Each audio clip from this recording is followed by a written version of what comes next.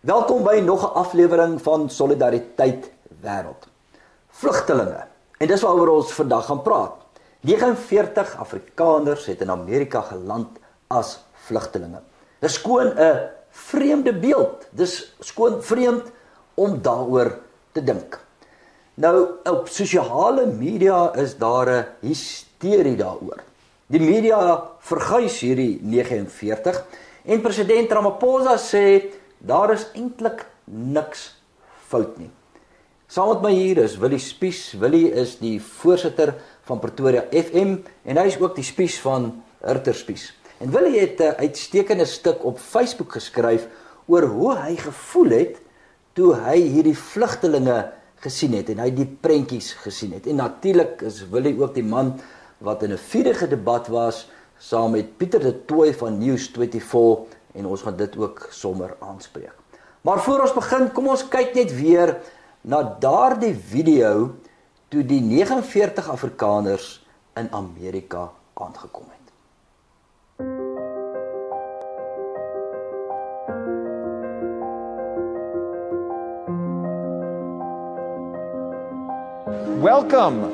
Welcome to the United States of America. A lot of you, I think, are farmers, right? When you have quality seeds, you can put them in foreign soil and they will blossom, they will bloom.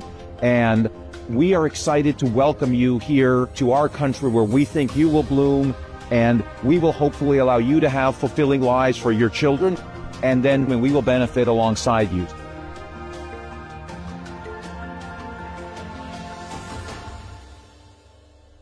So Willie, dis die prentjies wat ons gesien het, gesinnetjies, kinders. Hoe het jy gevoel toe jy dit gesien het?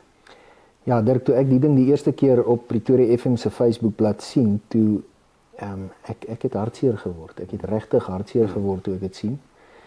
En die rede daarvoor, jy noem die kindertjies. Klein kindertjies met hoop in hulle oogies en ouer mense, miljardige mense, ietsie van alles. So 'n vinnige deursnit van ons mense, Afrikaner mense vanuit Suid-Afrika. Maar die woorde wat eintlik vir my die sneller was, wat vir my werklik waar geraak het, is die woordjie welcome. Welkom, dis so 'n mooi woord, maar dis 'n woord waaraan ons ongewoond geraak het in Suid-Afrika die afgelope 31 jaar. Ons het vir 31 jaar, is my ervaring, en ek ervaar dit as prokureur, ek ervaar dit as 'n persoon wat dag tot dag gekonfronteer word met mense wat binne hulle werksituasies in bepaalde omstandighede geplaas word, wat op hulle plase in bepaalde omstandighede geplaas word, wanneer hulle instap by 'n polisiekantoor met bepaalde omstandighede gekonfronteer word, dat hulle nie welkom is nie. Ek was so 15 jaar gelede 'n parlementslid gewees. En ek onthou baie goed, as ek daar in portefeulje komitee vergadering sit van die destydse mineraal- en energiekomitee, waar baie semi-staatsinstellings nou nog aan moes kom rapporteer, Eskom daai tyd, baie van die mineraal- en mynbou instellings, dan kom daar die bestuure in, en op daai stadium, 15 jaar terug, was dit nou nog relatief kort na die oorgang. Dan kom daai bestuure daarin en daai parlementslede van die ANC soos een man beklei hulle met afvaardigings wat te wit is. Hulle trap hulle uit. Hulle sê, hoekom is julle hier? Wat maak julle hier? Julle hoort nie hier nie. Ons soek 'n groter swart afvaardiging. Jy's keer op keer as jy met hierdie realiteit van verwerping, van mense wat sê, wat soek jy hier? Jy hoort nie hier nie, jy's te wit om hier te wees. En daai realiteit van te wit om welkom te wees, is 'n realiteit wat ek dink, mense erken dit of hulle ontken dit, maar dis 'n realiteit waarmee elke Afrikaner in Suid-Afrika die afgelope 31 jaar op verskillende maniere gekonfronteer word. En Dirk, as jy verwerping beleef, ek het 'n paar keer in my lewe dit al beleef, as jy verwerping beleef aan die een kant, en jy word daarna gekonfronteer met aanvaarding, dan maak dit ongelooflike emosies by jou wakker. En daardie stem van daai Amerikaner, ek weet nie of dit 'n regeringsamptenaar was of wie dit was, wat op daardie video sê, "Welcome in our country," is 'n stem wat by my emosie wakker maak, en ek glo by elke Afrikaner wat identifiseer met die feit dat jy vir 31 jaar leef in 'n land waar jy verwerping beleef en skielik gekonfronteer word met 'n nuwe realiteit. En vandaar my reaksie. Terselfdertyd beleef almal dieselfde. Almal voel dat, luister, ek wil eintlik vlug. Daar's amper 'n versigtiging na die vlugtelinge toe, maar ek wil nie gaan nie. En dis wat dit so moeilik maak. Dat daar is tog iets, ek verlang na iets wat daai mense het. Om eintlik te kon vlug, om uit te kom, want ek voel vasgedruk. En wat jy net reg sê, dit het my ook nogal opgeval, daardie woord welkom. En dan sê hy vir hulle, kom plant julle saad hierso. Dit sal op vrugbare grond val. Dit is verskriklik mooi gewees, die manier hoe hulle wel verwelkom is. En wat my ook gevang het is, op dieselfde tyd wat hulle daar was, en die woordjie welkom vir hulle gesê is, hier in die Suid-Afrikaanse omgewing, was daar net mooi geen insig vir dit wat jy nou sê, die gevoel van Afrikaners nie, die gevoel van vervreemding nie. President Ramaphosa het glad geen vorm van erkenning daarvoor gegee nie, inteendeel. Hy het gesê, dat ag man, hulle het geen gronde nie. Hier is geen vorm van diskriminasie nie. Hulle het nie rede vir 'n vlugtelingstatus nie.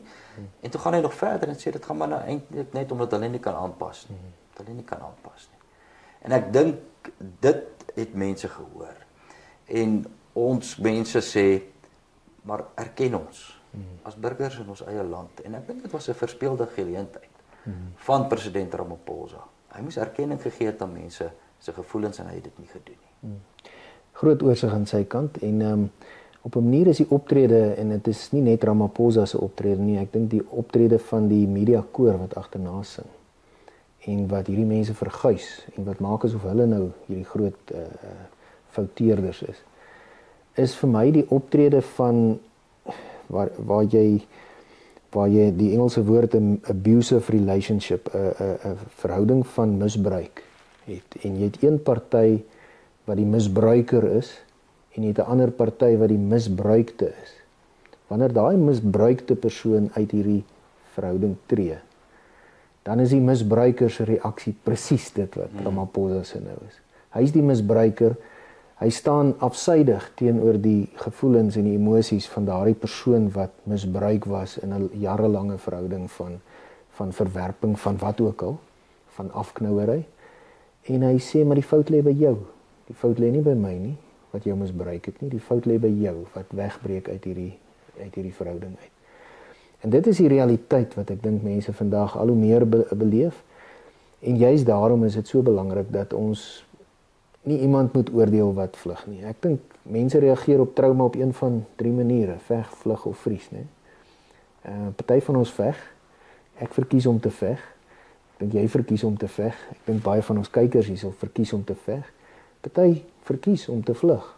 En partykeer is dit goed om te vlug. Partykeer moet 'n mens vlug en partykeer sê mense wel, as ek maar gevlug het in daai omstandighede was dit goed. Ander vries. Hulle doen net niks. Hulle is net totaal en al apaties en totaal en al afsydig en hulle gaan net aan met hulle elke dag se werk. Maar die realiteit wat ek beleef op die oomblik, wat minderhede in die algemeen, maar Afrikaners in die besonder in Suid-Afrika beleef, is die realiteit van 'n verhouding van misbruik wat ek raak sien.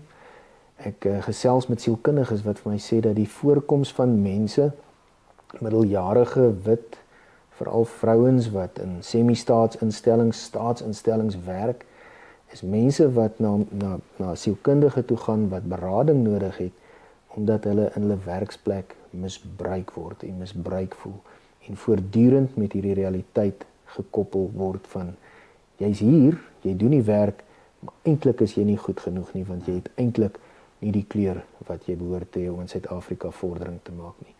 Daardie aanhoudende oor en oor self te sê van dieselfde ding, dit is misbruik, dit is boelie, dit is afknouery. En soms moet 'n mens uitklim uit daai stelsel uit, op watter manier ook al. Ons klim daar uit deur ons eie instellings te bou hier. Ons klim daar uit deur ons eie plekke te skep hier in Suid-Afrika.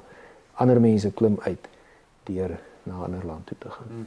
Ek het op my Facebook 'n stukkie geskryf oor rasvervolging. Want die punt is eintlik daar is mos geen vervolging nie. Hoekom voel ons so vervreemd? Hoekom voel ons soos mense wat wil vlug? Maar die werklikheid is daar is rasvervolging. Indien jy in 'n situasie is waar jou toekoms net eenvoudig bepaal word deur 'n sakrekenaar op grond van jou ras, dis rasvervolging. Absoluut. Indien jy beperk word in wat jy mag sê en jy sê sekere goeters en net op grond omdat jy wit is, gaan hulle en hulle vervolg jou daaroor. Hulle val jou aan op nie, dis rasvervolging.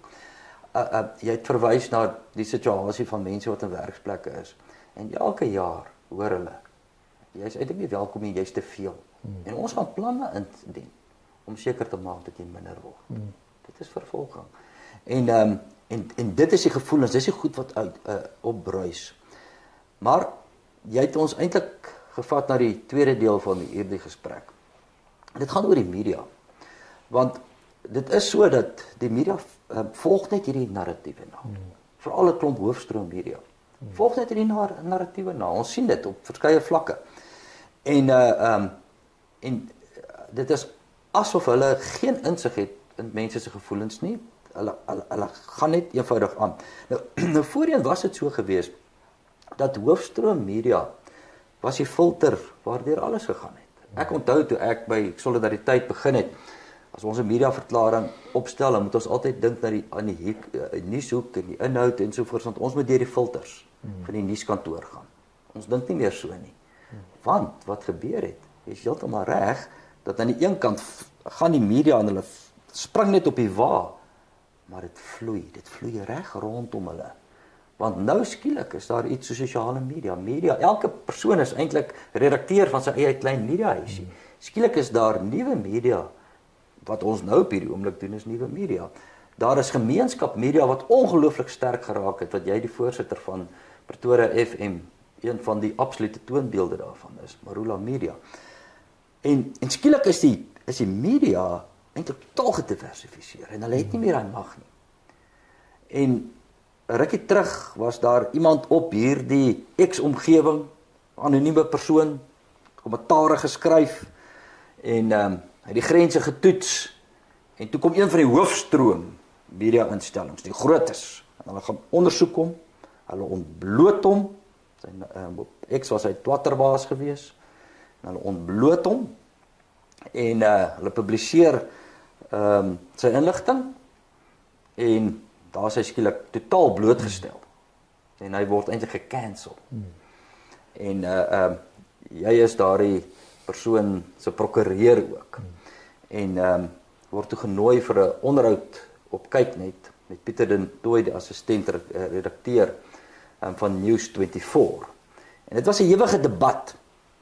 Die reaksie daarna was ongelooflik ewig geweest, veral in die sosiale media omgewing. Daar waar die mense hulle stemme kon laat hoor. Voorheen was dit nie daar nie. Kom ons net hierdie woede. Ek was verstom oor die woede wat losgebars het na daardie gesprek. Maar voor ons oor die gesprek praat, gaan ons eers gou na 'n uittreksel van die gesprek kyk. Na die ou Suid-Afrika. Dis alright, is 'n bekende meme. Ons praat van disinformasie. Hierdie tweet sê black people are breeding themselves into poverty. Waar kom hierdie inligting vandaan? Daar's geen bron nie. Zero. Dis disinformasie.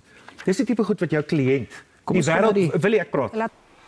Goed Willie, dit was daardie warm gesprek. Ek dink almal het dit waarskynlik al gesien. Maar dit was regtig 'n warm gesprek. My vraag aan jou is, hoekom was jy so kwaad? Ja, ek kan nou maar seker vertel. Ek het daar aangekom, 'n bietjie verras, ek het nie besef dit gaan 'n debat wees nie, maar dit was daarom nou nie so ernstige krisis nie. Maar toe ek nou in die ontvangs sit, toe word ek letterlik met die aankoms van Pieter de Tooi daar gekonfronteer met twee mense wat hier van twee kante af op my toesak. Dis voordat die debat op TV begin. Aan die een kant Dr. Piet Kroukamp, met wie ek nog eintlik 'n lekker gemoedelike gesprekkie hierso gehad het. En die ander kant Pieter de Tooi. En dis asof toe ons een op een gesels, ek en Piet Kroukamp gesels ons baie lekker. Maar die oomblik toe hierdie twee geesgenote saam hier is en ou valprokureurtjie van Pretoria wat hier kom ietsie verduidelik oor die reg in dieselfde lokaal is. Toe sak die twee manne hier van twee kante af soos wille honde op my toe en hulle stry met my, hulle baklei met my. En hulle wys vingers na my toe en hy sê julle regs is dit en julle regs is dat. En dit is die trant van die gesprek, jy weet. Nie wat word gesê, hoekom word dit gesê, wat is die regsposisie, wat is die werklike posisie nie. Maar net eenvoudige gesprek van etiketering, vingerwysing, ek praat, jy luister, en van 'n totale meerderwaardigheid. Jy weet, dit is die realiteit waarmee ek gekonfronteer is voor die tyd. Jy het vir my een keer so rukkie na die tyd gesê, dit is amper soos daardie boksers wat voorberei vir 'n boksgeveg. Hulle het jou so geklap, dis jy lekker opgewarm. Hulle het my goed opgewarm. Nou ja, so ek is nie gewoond aan hierdie tipe van debatte nie, maar in daai gesprek het ek goed opgewarm ingegaan, ongelukkig. En ek hoor toe in daai gesprek dat ek skielik gekonfronteer gaan word met goed wat my kliënt nou buit geraak het. En ek is toe verbaas oor een van die goed wat hulle hom van beskuldig van rasisme omdat hy sekere woord gebruik. Maar in 'n ander geval waar Julius Malema presies dieselfde woord gebruik het, het Nuus24 hom nie aan die kaak gestel nie. Inteendeel, hulle dit wat Julius Malema gesê het verander en 'n meer polities korrekte woord gebruik om Julius Malema te beskerm. En daai realiteit van absolute dubbele standaarde, absolute oneerlikheid, beskerming van sekere keiharde rassehaters aan die een kant en die uitlewering van ander mense wat eintlik maar gewone lede van die publiek is wat maar daar agter 'n rekenaarskerm sit en sê hy hoe hy voel krom en skeef, soos wat enige straatplein debat nou maar is maar baie krom en skeef. Maar markplein debatte is plekke wat daar moet wees en wat nodig is om gedagtes te slyp en wat moet plaasvind sodat mense ook kan agterkom wanneer was hulle dom geweest. Hulle moet ook kan agterkom wanneer het hulle nou te kree opgetree, wanneer het hulle die verkeerde woorde gesê en wanneer hulle te hard gepraat, sodat jy by die waarheid uitkom. Dis hoekom markplein debatte sedert die oud antieke tye plaasgevind het. Sosiale media vandag is maar die markplein debatte van die moderne wêreld.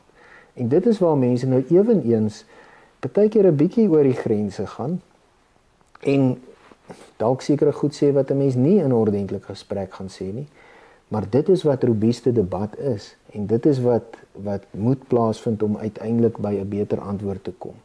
As jy hierdie markplein debatte gaan konfronteer en skielik die ouens kop afkap wat dinge sê wat jy nie wil hoor nie, dan het jy nie meer 'n debat nie, dan het jy 'n tirannie.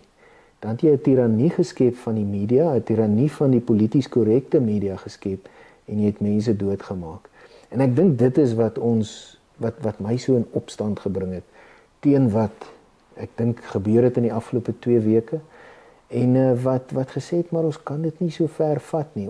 Ek gaan 'n oop brief skryf in daai geval vir die redakteur van een van hierdie instellings en ek gaan vir hom herinner aan wat het hy nou al oor 'n 15 jaar tydperk gedoen en hoe hy keer op keer projekte aanpak wat of individue vernietig of instellings vernietig of instellings potensieel vernietig het. Doodgewoon om 'n politieke agenda te bereik en doodgewoon om stemme wat miskien partykeer 'n bietjie krom en skeef uitgekom het stil te maak sodat my eie verhaal kan oorleef. En dit is waar teen die opstand was en ek dink dit is miskien hoekom ek daai aand so bietjie kwaader as normaalweg was. Kyk, ons het ons wel daai verskynsel en ek dink is baie aktief binne die News24 omgewing. Adrian Basson, soos jy hom die hand genoem het, Adrian. Dit was regtig onbedoeld. Dit was onbedoeld. Ek het gedog jy het gesê Adrian Basson. Maar hy omhels hierdie idee van wat ons noem journalistieke aktivisme. Ja. Waar die joernalis nie meer net die objektiewe verteller is, die oordraer nie, maar jy raak betrokke en jy stel jou standpunt. En dan raak jy ook 'n speler. En dan is die probleem is dan slaan mense terug. En dan is dit soos die boelie wat by die huis kom en sê Maar Janie het teruggeslaan, mamma. Jy weet, maar jy is die boelie gewees, jy weet. En dis die ding is, en ek het 'n probleem daarmee as joernaliste ook die aktiviste word. En as jy daai idee omhels. Maar wat my ook vang is net daardie totale onbegrip van mense se gevoelens. En dit sluit vir my aan by die hele ding oor die vreemdelinge. Vlugtelinge. Vreemdelinge wat nou vlugtelinge geword het. En die gevoelens van vervreemding. Die goed praat met mekaar. So die reaksie na julle gesprek was net ongelooflik. As mens kyk aan memes wat uitgestuur is en sonder jy niks mee te doen gehad het en die ding het net eenvoudig momentum gehad het. Maar die markplein kan nie meer stilgemaak word nie. Die markplein kan nie meer stilgemaak word nie. So hierdie mense borrel uit en hulle praat. Daar's toe 'n baie groter gesprek. So jy kan ook probeer om die markplein stil te maak. Maar dan borrel hy oral uit. En daar is tog ietsie van 'n bevryding daar. Dat mense tog steeds kan praat en sê hoe hulle voel. Ons kom aan die einde. So, Willie, gaan jy vlug? Nee, ek gaan nie vlug nie. Dirk, ek het vir jou gesê, daar is 3 moontlike reaksies. Ek dink ek het my keuse gemaak dat ons moet bly en beklei. Ons moet bly en beklei en ons moet deernis hê met mense wat wel voel dat dit te veel geraak het. Ons moet dit nooit afskiet nie, ons moet nooit neersien op mense wat besluit ek gaan soek 'n ander tuiste elders nie. Maar vir die van ons wat kan sien om te bly en te beklei, moet ons dit maar doen. Want as jy eers eenmal uit die geveg geklim het, is dit baie moeilik om terug te klim in die geveg. Sover geniet ek die geveg, sover wen ons van tyd tot tyd en die wenne wat ons in die howe het, die wenne wat ons in politieke debatte het, verander nie Suid-Afrika oornag nie. Maar dit skep bietjie vir bietjie, op 'n klein skaal, omstandighede wat gaandeweg draagliker en draagliker en draagliker wees. 'n Skip wat in 'n rigting op pad is, kan nie eensklaps in 'n ander rigting gestuur word nie. Maar deur harde werk en deur 'n klein stuurman, of 'n klein stuur en 'n klein roer, wat bietjie vir bietjie verander aan die rigting van daai skip, kan 'n skip op die einde wegseil van die ysberg wat op pad is, of van die afgrond wat op pad is. Ek sien my rol daar. Ek hoop dat ons met die werk wat ons hier kan doen, met die instellings wat gebou word, met die bou van media-instellings, alternatiewe media, soos Pretoria FM, soos Marula Media, soos die gewone sosiale media, hierdie markplein van gedagtes van gewone mense, wat net eenvoudig hulle sê, en leer, deur die foute wat gemaak word, ook leer, wat moet 'n mens sê, hoe moet jy nie 'n goeie argument met slegte woordeskat tot niet maak nie. Deur daai proses waarna ons besig is, gaan ons daardie skip bietjie vir bietjie draai totdat ons die ysberg mis. Baie dankie Willie, dit was Willie Spies gewees. Ons sê vir hom baie dankie. Ja, die vlugteling kwessie lei daartoe dat ons almal eintlik 'n besluit moet neem. Ergens in die huise word iemand gekonfronteer met, gaan ons vlug, gaan ons veg, gaan ons bou. Die werklikheid is wel dat selfs as mens die meeste moontlike mense bedink wat vlugtelingstatus gaan opneem, dan bly daar nog steeds ongeveer 99% hier wat nie gaan vlug nie. En dit is mense wat gaan sê ons bly. En as ons hier bly, dan moet ons kliphard veg om hier te kan bly. En ons moet bou. En as ek kyk na die ongelooflike energie en die veerkragtigheid, die mense se reaksie en die emosie, as ons dit reg rig, dan gaan ons hier nog 'n toekoms sien waaroor ons totaal verras gaan wees. En ek wil maar vir die ANC sê, slegte nuus vir julle. Ek gaan ook net hier bly. Ek vlug nie en ek gaan hier bly, maar ek gaan nie stil bly nie.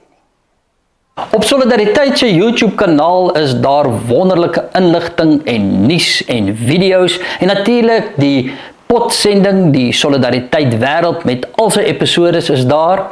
Ons vra of julle volg Solidariteit se YouTube kanaal en wees ingelig.